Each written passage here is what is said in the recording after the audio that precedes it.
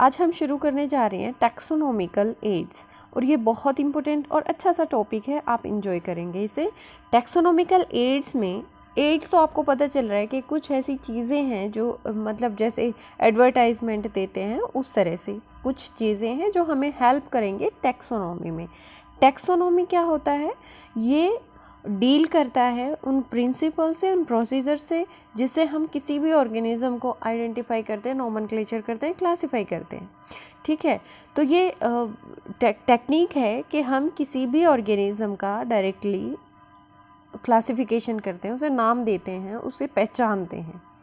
ठीक है, तो क्या होता है कि इसमें टैक्सोनॉमिकल एड्स में वो टेक्निक्स यूज़ होती हैं, वो प्रोसीजर यूज़ होती हैं, वो स्टोर्ड इन्फॉर्मेशन यूज़ होती है इस सब काम के लिए। किसके लिए? किसी ऑर्गेनिज्म को हम आइडेंटिफाई करें, उसे क्लासिफाई करें। कुछ टैक्सोनॉमिकल जो एड्स हैं वो इस तरह से हैं, जैसे म्यूज़ियम होता है, ठीक है, मैनुअल कैटलॉग होता है, मोनोग्राफ है, जोलॉजिकल पार्क है, हर्बेरियम है, बोटेनिकल गार्डन्स है, कीज़ हैं। ठीक है, हम एक एक करके इसे समझेंगे अभी। ये जो है टैक्सोनॉमिकल एड्स में म्यूज़ियम जो है, इस म्यूज़ियम में क्या होता है कि हम कलेक्शन करते हैं प्रिजर्व्ड प्लांट्स या एनिमल स्पेसिमेन का कलेक्शन होता है म्यूज़ियम। ठीक है, ये हम स्टडी के लिए यूज़ करते हैं, रेफरेंस के लिए यूज़ करते हैं। स्पेसिमेंस को, जो भी स्पेसिमेन होता है या तो प्लांट का या एनिमल का, हम उसे प्रिजर्वेटिव सॉल्यूशन में प्रिजर्व करके रखते हैं। जार्स होते हैं, उनमें सॉल्यूशन में रखा होगा, या फिर ड्राई स्पेसिमेन भी हो सकता है। ठीक है, अगर प्लांट है तो हम उसे ड्राई करके और उसका स्पेसिमेन रखते हैं, और अगर एनिमल है तो उसकी बोन्स भी रख सकते हैं। इंसेक्ट के लिए अलग से इंसेक्ट बॉक्स होता है, उसमें इसको रखते हैं। तो म्यूज़ियम में हमने क्या पढ़ा? ये प्रिजर्व्ड प्लांट और एनिमल का कलेक्शन होता है जिसे हम स्टडी या रेफरेंस के लिए यूज़ करते हैं। स्पेसिमेंस को प्रिजर्व किया जाता है प्रिजर्वेटिव सॉल्यूशन में, और प्लांट्स और एनिमल्स के इसमें बोन्स भी होते हैं या ड्राई स्पेसिमेन होते हैं, और इंसेक्ट जो हैं उनको इंसेक्ट बॉक्सेस में रखते हैं। सेकंड है हमारा मैनुअल्स एंड कैटलॉग्स। जैसे हमारी लाइब्रेरी में मैनुअल कैटलॉग होते हैं, ये टैक्सोनॉमिकल एड्स वो हैं जो हमें इंफॉर्मेशन देती हैं किसी भी स्पीसीज़ का नाम आइडेंटिफाई करने में जो किसी पर्टिकुलर एरिया में मिलती है। उसके बाद आता है मोनोग्राफ। ठीक है, मोनोग्राफ क्या होता है? ये राइटिंग होती है सिंगल सब्जेक्ट के ऊपर, हम कुछ लिखते हैं, ठीक है, या उस सब्जेक्ट के किसी एस्पेक्ट पे लिखते हैं।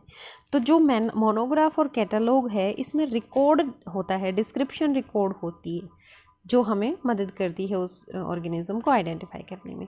अब हम एक एक करके देखते हैं। जो म्यूज़ियम था वो क्या था? प्रिजर्व्ड प्लांट और एनिमल का कलेक्शन था, एनिमल स्पेसिमेन थे। ये स्टडी के लिए या रेफरेंस के लिए यूज़ होते हैं। इनको हम प्रिजर्वेटिव सॉल्यूशन में प्रिजर्व करके रखते हैं, या फिर बोन्स हो सकती हैं, या प्लांट का ड्राई स्पेसिमेन हो सकता है। और इंसेक्ट जो हैं वो इंसेक्ट बॉक्सेस में मिलते हैं। मैनुअल्स और कैटलॉग में इंफॉर्मेशन होती है जो किसी एक स्पीसीज़ को आइडेंटिफाई करने में हेल्प करती है, जो किसी पर्टिकुलर एरिया में मिलती है। मोनोग्राफ वो होता है जो सिंगल सब्जेक्ट पे डिस्क्रिप्शन रिकॉर्ड होता है। मोनोग्राफ और कैटलॉग दोनों ही लगभग एक जैसा काम करते हैं, लेकिन मोनोग्राफ में बहुत ज़्यादा डिस्क्रिप्शन होता है, मैनुअल और कैटलॉग में इंफॉर्मेशन उतनी होती है जो एक पर्टिकुलर एरिया में कोई ऑर्गेनिज्म मिलता है। ठीक है, उसके बाद आता है मोनोग्राफ हो गया हमारा जूलॉजिकल पार्क्स। जूलॉजिकल पार्क क्या होते हैं? एनक्लोज्ड एरिया है ये, जहाँ पर एनिमल्स को ओपन में रखा जाता है। ओपन इन द सेंस कि वो पब्लिक से तो दूर हैं, लेकिन केजेस भी हो सकते हैं वहाँ पे, है ना। जो पार्क्स होते हैं उनमें केजेस होते हैं जहाँ पे एनिमल्स को कैद करके रखा जाता है। इंडिया में जो हैं 200 जूलॉजिकल पार्क है। ठीक है, तो आपको ये पता होना चाहिए कि इंडिया में कितने जूलॉजिकल पार्क हैं? 200। ये जो हैं ये central zoo authority of India द्वारा मैनेज किए जाते हैं। उसके बाद आता है हर्बेरियम। हर्बेरियम क्या है? स्टोर हाउस है। हर्बेरियम प्लांट्स का होता है, और ये स्टोर हाउस है प्लांट स्पेसिमेन का। अब आपको थोड़ा सा और पता होना चाहिए, हर्बेरियम फाइल जो है ये स्कूल में भी बच्चे बनाते हैं, कॉलेजेस में बनाते हैं। जो हर्बेरियम शीट होती है वो जैसे आपकी A4 शीट होती है, इससे थोड़ा बड़ा साइज़ होता है, और वो साइज़ कितना होता है 16.5 इंटू 11.5 इंचेस। ठीक है, ये इसको सेंटीमीटर में 41.25 इंटू 28.75 सेंटीमीटर होती है। और जो लार्जेस्ट हार्बेरियम है वर्ल्ड का वो रॉयल बोटेनिक गार्डन है क्यू में, इंग्लैंड में। और जो इंडिया का लार्जेस्ट हार्बेरियम है वो इंडियन बोटेनिकल गार्डन कोलकाता में है। ठीक है, तो आपको ये पता होना चाहिए दोनों चीज़ें। अब हम एक बार फिर से देखते हैं ज़ूलॉजिकल पार्क क्या होता है। ज़ूलॉजिकल पार्क वो होता है जो एरिया एनक्लोज्ड होता है, जहाँ पे जानवरों को रखा जाता है। ये इतना होता है कि ओपन भी रह सकते हैं वो, और वो जू में मतलब जैसे केजेस में भी रह सकते हैं। ठीक है, अब ये जो है इंडिया में 200 ज़ूलॉजिकल पार्क हैं, नियर अबाउट 200 कह सकते हो। और इसमें ज़ूलॉजिकल पार्क जो होते हैं इनका मैनेजमेंट कौन करता है, central zoo authority of India. Herbarium क्या है, हर्बेरियम स्टोर हाउस है प्लांट स्पेसिमेंस का। ठीक है, इसमें प्लांट को ड्राई किया जाता है, प्रेस किया जाता है और प्रिजर्व किया जाता है सीड्स के ऊपर। ये जो सीड्स होती हैं ये इतने साइज़ के होते हैं 16.5 इंटू 11.5 की। और जो स्पेसिमेन होते हैं प्लांट के सभी पार्ट होते हैं इसमें, रूट भी, फ्लावर भी और यंग फ्रूट्स भी होते हैं। ठीक है, जो वर्ल्ड का लार्जेस्ट हर्बेरियम है वो इंग्लैंड में है और इंडिया का कोलकाता में है। ठीक है, यहाँ तक हमारा क्लियर है। उसके बाद आता है बोटेनिकल गार्डन।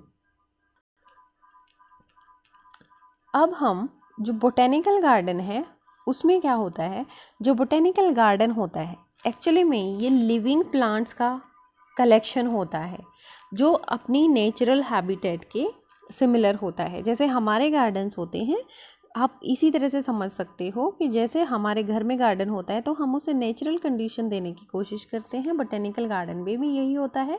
लेकिन वहाँ पे लिविंग प्लांट्स का एक बहुत ज़्यादा कलेक्शन होता है, बहुत बड़ा कलेक्शन होता है।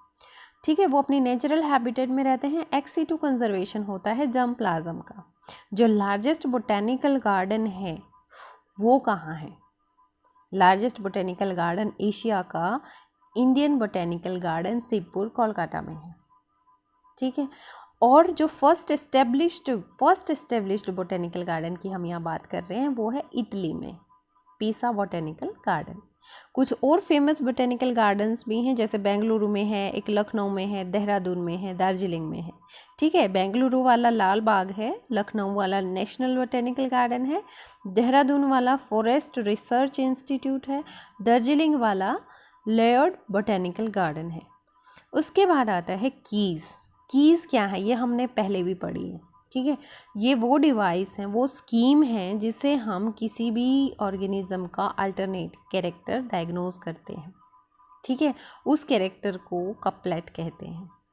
ये हमें इजी इंफॉर्मेशन प्रोवाइड करती है, आइडेंटिफिकेशन में हेल्प करती है। जिस ऑर्गेनिज्म को हम जानते ही नहीं, जिसका हमें कुछ भी नहीं पता, उसके बारे में हमें इंफॉर्मेशन देती है। जो कॉन्सेप्ट था की का वो सबसे पहले किसने दिया, रे ने दिया। अब ये जो तो की हैं ये डाइकोटोमस हैं, जैसे फर्स्ट वाली है ब्रैक्टेड कीज़। ब्रैक्टेड कीज़ ज़्यादा पॉपुलर हैं।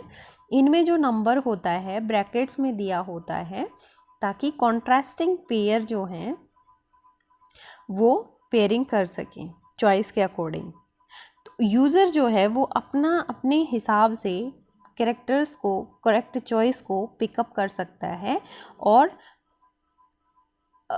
Characters are not separated by sub dividing characters, इनको इस तरह से हम अलग भी नहीं कर सकते। उसके बाद जो सेकंड वाली कीज़ हैं वो हैं इंडेंटेड और यॉक्ड कीज़। इंडेंटेड होती हैं, सीक्वेंस ऑफ चॉइस होता है इसमें ब्रैकेटेड कीज़ थी, इसमें हमारे पास चॉइस नहीं थी। लेकिन यहाँ पे क्या है, सीक्वेंस ऑफ चॉइस है। 2 या 2 से ज़्यादा स्टेटमेंट दी होती हैं कैरेक्टर्स की किसी भी स्पीसीज़ के बारे में, तो ये जेनेरा या फैमिली को आइडेंटिफाई करने में हेल्प करती है, किसी भी जेनेरा का। उसके बाद हमारा आता है जो और दूसरे मीन्स हैं, मतलब कोई भी डिस्क्रिप्शन को रिकॉर्ड करने के, वो कौन से होते हैं। देखिए जैसे हमारे ऊपर जो हमने अभी डिस्कस किए थे, जितने भी ये कीज़ थी, ये रिकॉर्ड रखती हैं डिस्क्रिप्शन का। कुछ और भी हैं जो हमें हेल्प करती हैं, जैसे फ्लोरा है या फोना है।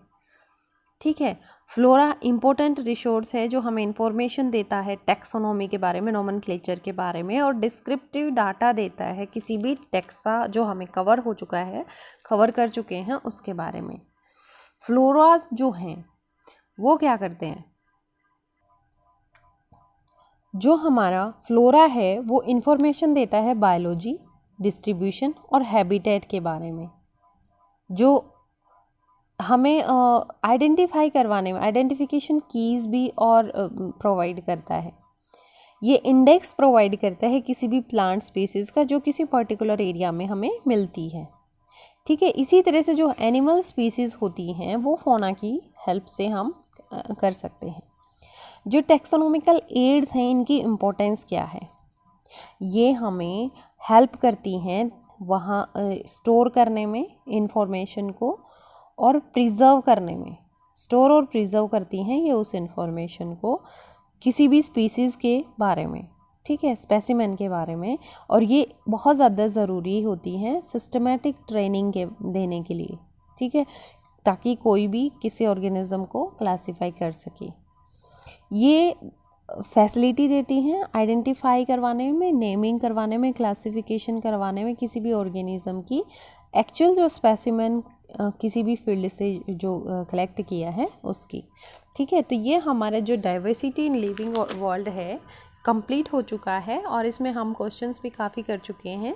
एक दो वीडियो शायद और बनेंगी इसके क्वेश्चन में। उसके बाद आप इसके बेस पे सभी क्वेश्चंस आई थिंक अटैम्प्ट कर सकते हो। अगर फिर भी कहीं मुश्किल आती है तो आप मुझे क्वेश्चन लिख के भेजें कमेंट बॉक्स में, हम डील करेंगे। और अगर आपके घर में भी कोई छोटा बच्चा है 6, 7, 8 से लेकर, उसे भी साइंस में कहीं प्रॉब्लम आती है तो कमेंट बॉक्स में प्लीज़ कमेंट करें। हम उन सबको एक एक करके वीडियो बना के बच्चों की मदद करेंगे। Thank you.